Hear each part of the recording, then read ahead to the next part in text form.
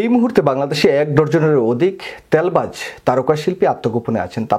আত্মগোপনে থাকার প্রধানত কারণ সেটি হচ্ছে বিগত যেই ফ্যাসিস্ট সরকার বাংলাদেশে ছিলেন তাদের সাথে একত্রিত হয়ে বিভিন্ন পর্যায়ে সুবিধা নিয়ে তারা তাদের জীবনযাপন করেছিলেন। সেই জন্যই এই তেলবাজ তারকা শিল্পীরা এখন আত্মগোপনে যেতে বাধ্য হয়েছেন। যেই নায়করা তেলবাজি করেছেন শেখ হাসিনা সরকারের পাশে থেকে, তারা নানাবিধ অর্থ সম্পদের মালিক হয়েছেন, তারা এমপি নির্বাচন করতে চেয়েছেন, ২-১ জন এমপিও হয়েছেন। তার সাথে সাথে যেই নায়িকারা শেখ হাসিনা অথবা আওয়ামী লীগের তেলবাজি করেছেন, তারা কিন্তু তাদের অনেকেই বিছনায় শুয়ে নানা পর্যায়ে সুযোগ সুবিধা নিয়ে তাদের যে অর্থবিত্ত তার মোটা একটি মালিক হয়েছেন আর কি। প্রথমে যদি আমরা বলি যে নায়ক ফেরদৌস ঢাকা ১০ আসন থেকে ১০-এ ১০ বানানোর যে স্বপ্ন দেখিয়ে নায়ক ফেরদৌস এমপি হয়েছিলেন, এখন সেই নায়ক ফেরদৌস আসলে কোথায় আছে সেই বিষয়টি কেউই জানেন না। অনেকেই বলছেন বা ধারণা করছেন যে তিনি গ্রেপ্তার হয়েছেন, কিন্তু আসলে এই গ্রেপ্তার হওয়ার যে তথ্য সেটা নিশ্চিত হওয়া যায়নি, যেহেতু এই মুহূর্তে আসলে কোনো জায়গা থেকে এই তথ্যটি ঠিক সেভাবে জাস্টিফাই করা যায়নি। নায়ক রিয়াজ যদিও সরাসরি আওয়ামী লীগের সাথে কোনো পোস্টে নাই, তারপরেও বিগত ১৫ বছর এই নায়ক রিয়াজ শেখ হাসিনার যে তেলবাজি সেটা কিন্তু তিনি নিরবিচ্ছিন্নভাবে করে গিয়েছেন, এবং সেই নিরবিচ্ছিন্নভাবে করে যাওয়ার কারণে রিয়াজও কিন্তু অনেক সুবিধা শেখ হাসিনা থেকে নিয়েছেন। আমরা সেই কারণেই এখন দেখছি তার বিভিন্ন ছবি তাকে গ্রেপ্তার করা হয়েছে এমন সংবাদ পাচ্ছি, কিন্তু সেটারও তথ্য আমরা দিতে পারছি না। তবে তার মোবাইল ফোনও বন্ধ আছে, এরকমই বিভিন্ন পত্রপত্রিকায় সংবাদ জানাচ্ছেন। শমিকা স্যার আপনারা জানেন যে আরাফাত, যিনি গুজব মন্ত্রী ছিলেন আর কি, তথ্যমন্ত্রী ছিলেন, আরাফাতের সাবেক স্ত্রী। এর আগেও এই শমিকা স্যার কিন্তু আরও ২-১টি বিয়ে করেছেন, সেই সংবাদও আছে। তো শমিকা স্যার এই মিডিয়া পাড়ায় অত্যন্ত বিখ্যাত। তার এই বিখ্যাত হওয়ার কারণে তিনি আওয়ামী লীগের সাথে অনেক আগে থেকেই সম্পৃক্ত। তারও এখন দেশ থেকে পালিয়েছেন না দেশে আছেন সেই সংবাদটি আসলে পাওয়া যায়নি, তিনি আত্মগোপনে আছেন। রোকেয়া প্রাচীর আমাদের বর্তমান যিনি উপদেষ্টা, আইন উপদেষ্টা আসিফ নজরুল স্যার, তার সাবেক স্ত্রী। তো স্যার খুব ভালো কাজ করেছেন, কারণ একজন আওয়ামী লীগের সাথে আসলে সংসার করা যায় না, কারণ আওয়ামী লীগ আসলে মানুষ না, এগুলো হচ্ছে অমানুষ পশু। আর যারা এই মহিলাগুলো আওয়ামী লীগ করেন সেগুলো সবাই জানেন যে বিগত দিনে বিভিন্ন নেতা নেত্রী এমপি মন্ত্রীর বাসায় গিয়ে তারা বিছানা শেয়ার করতেন। সেই কারণেই এই রোকেয়া প্রাচার এখন আত্মগোপনে আছেন। মাহি আপনারা জানেন যে গত নির্বাচনে আওয়ামী লীগ থেকে নমিনেশন ফর্ম কিনেছিলেন, কিন্তু নমিনেশন পাননি, স্বতন্ত্র নির্বাচন করেছেন, ফাইল করেছেন। তার যে কথোপকথন সেটা আপনারা অনেকেই জানেন যে সাবেক যেই মন্ত্রী ছিলেন, এই মিডিয়া জগতের যেই মন্ত্রী, তার সাথে যেই কিভাবে কি লাগাবে কি করবে না করবে সেই সমস্ত নানা ভিডিও নানা কথোপকথন কিন্তু ভাইরাল হয়েছে। তো সেই মাহিকেও কিন্তু এখন আর মিডিয়া পাড়ায় দেখা যাচ্ছে না, এবং তিনি গোপন কোনো জায়গায় আছেন, তিনি আত্মগোপনে আছেন। তেল তো মারতে মারতে আসলে এগুলো এখন আর অরুণা বিশ্বাস মমতাজ, আপনারা সবাই জানেন ফাইটটা যায় মমতাজ বিগত দিনে খুব বড় বড় কথা বলেছেন, নানা যুক্তিতর্ক দেখিয়ে সংসদে গান টান গিয়ে সবাইকে উপভোগ্য করে রেখেছিলেন। সেই মমতাজকেও কিন্তু এই মুহূর্তে আর খুঁজে পাওয়া যাচ্ছে না। তিনি আসলে তার গ্রামের বাড়ি যে জায়গায় তার নির্বাচনী আসন সেই জায়গায়ও নাই, তিনি আসলে কোথায় আছেন সেই বিষয়টি কিন্তু কেউ জানে না। জ্যোতি এই নায়িকা খুললাম তিনিও আওয়ামী লীগের নমিনেশন চেয়েছিলেন এবং পাননি, আর মহিলার যে কোঠায় সেই সংসদ হতে চেয়েছিলেন তাও পাননি।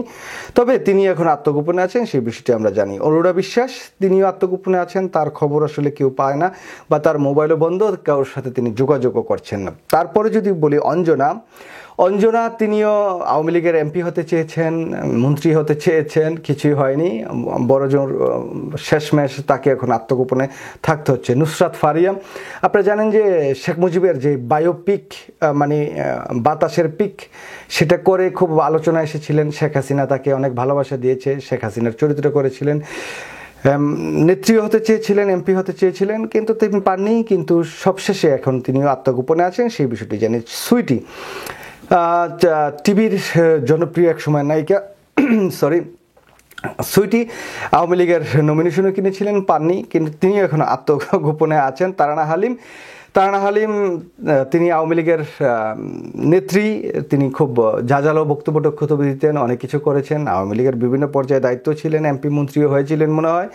তাকেও এখন আর খুঁজে পাওয়া যাচ্ছে না। দীপজল, বাংলাদেশের কুখ্যাত অভিনেতা দীপজল, যার গালাগালি ভরপুর সিনেমা, এক সময় যত গালাগালি বাচ্চারা শিখেছেন এই দীপজলের শিখেছেন। দীপজলের ছবি হলেই মানুষ এই ছবি বন্ধ করে দিত এক সময়, আমি দেখেছি আমার বাস্তব জীবনে।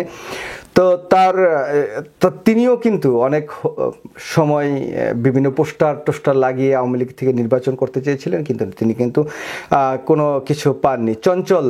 চঞ্চল চৌধুরী, আপনারা জানেন যে এই চঞ্চল এখন খুব সুন্দর কথা বলেন, শেখ হাসিনাকে গান টান গিয়ে, শেখ রেহানাকে গান টান গিয়ে শুনিয়ে তাদের মন জয় করে তিনি ভালো একটি পজিশন তৈরি করেছিলেন। যদিও তার অভিনয় করার দক্ষতা খুব ভালো ছিল, কিন্তু তিনি কিন্তু এখন তেলমারায় ফার্স্ট থাকার কারণে তাকে এখন আত্মগোপনে থাকতে হচ্ছে। মাঝে মাঝে একটু ফেসবুক ইউটিউবে খোঁচাখাচি করেন, তবে তিনি রাজপথে বা ছাত্র জনতা তাকে পেলে উত্তম মধ্যম যে দিবে এটা নির্দ্বিধায় বলা যায়।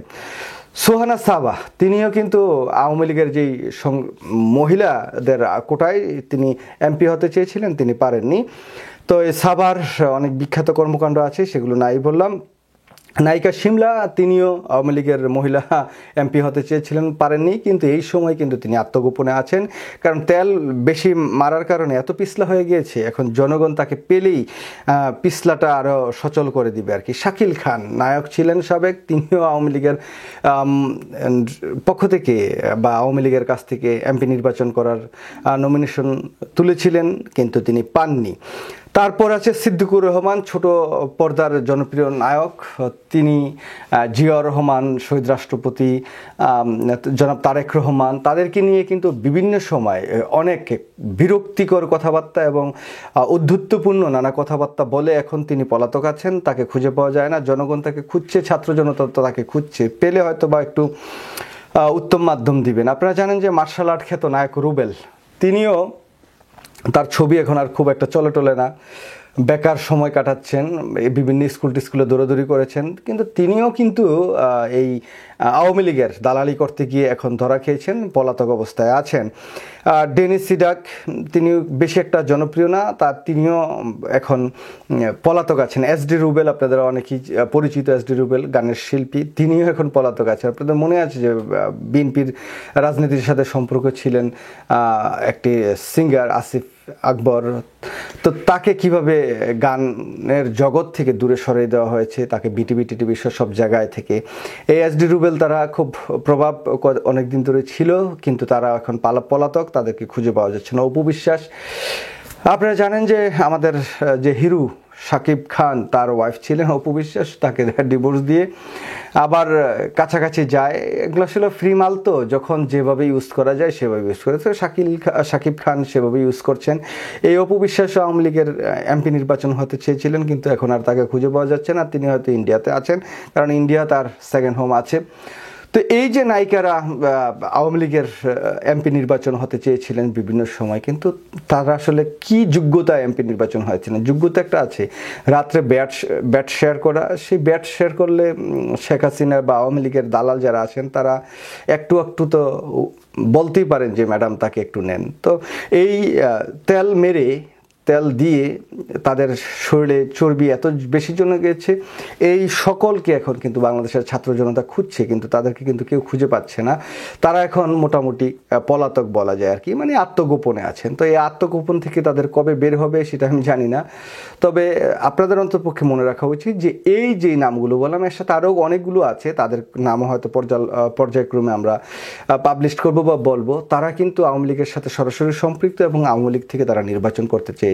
সুতরাং তাদেরকে সবসময় এই সমাজ থেকে, এই বাংলাদেশের মিডিয়া থেকে প্রত্যাখ্যান করতে হবে, এবং তারা যাতে আর কখনো এই উদ্ধৃতপূর্ণ আচরণ না করতে পারে। তারা জনগণের পাশে না দাঁড়িয়ে একটি খুনি, একটি ডাইনি, একটি প্রতারক, একটি বেশ্যা পতিতার সাথে সম্পৃক্ত হয়ে এই তারা যে অপকর্মগুলো করেছে সেটার বিচার বাংলাদেশে আসলে হতেই হবে। তবে আমি আশা করি এই আত্মগোপনে থাকা যেই তারকা শিল্পী, মানে অখ্যাত তারকা শিল্পী, তাদেরকে আর কখনো বাংলাদেশের জনগণ খুব ভালোভাবে গ্রহণ করবে না, সেটা আমার দৃঢ়ভাবে বিশ্বাস।